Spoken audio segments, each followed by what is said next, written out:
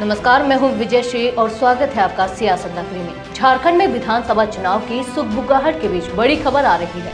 मुख्यमंत्री हेमंत सोरेन के करीबी पर आयकर विभाग का बड़ा एक्शन सामने आया है। आखिर ये रेड किस वजह से हो रही है और इसका झारखंड के चुनाव पर क्या असर पड़ेगा, आइए जानते हैं इस पूरे मामले को विस्तार से। झारखंड में चुनाव की प्रक्रिया शुरू होने में बस कुछ ही दिन बचे हैं और इसी बीच राज्य में एक बड़ा राजनीतिक भूचाल आया है।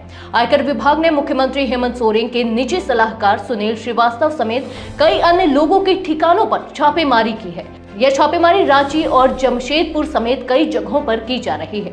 फिलहाल रांची के अशोकनगर स्थित सुनील श्रीवास्तव के आवास पर भी छापेमारी जारी है। इससे पहले भी 14 अक्टूबर को झारखंड में जल जीवन मिशन घोटाले के मामले में प्रवर्तन निदेशालय ने कार्रवाई की थी।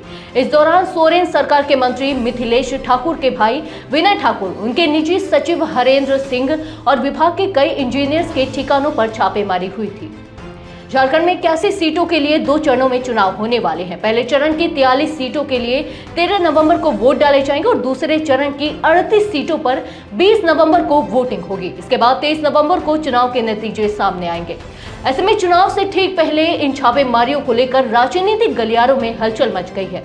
जल जीवन मिशन घोटाले की बात करें तो ये योजना केंद्र सरकार द्वारा 2019 में शुरू की गई थी, जिसका उद्देश्य हर घर तक सुरक्षित पेयजल पहुंचाना था।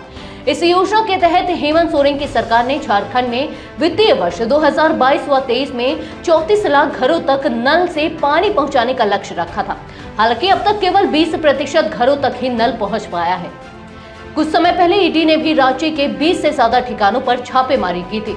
इस दौरान आईएएस अधिकारी मनीष रंजन, मंत्री मिथिलेश ठाकुर के भाई विनय ठाकुर और कई अन्य इंजीनियर्स के ठिकानों पर भी रेड हुई थी। तो यह थी झारखंड चुनाव के पहले की बड़ी खबर, जो आने वाले चुनावों में बड़ा मुद्दा बन सकती है। अब देखना यह है कि क्या इन छापेमारियों का कोई असर चुनावी नतीजों पर पड़ेगा या नहीं। सियासत नगरी पर हम आपको इस मामले से जुड़े हर अपडेट और चुनाव से जुड़ी हर छोटी बड़ी खबर सबसे पहले पहुंचाते रहेंगे। जुड़े रहिए हमारे साथ। धन्यवाद।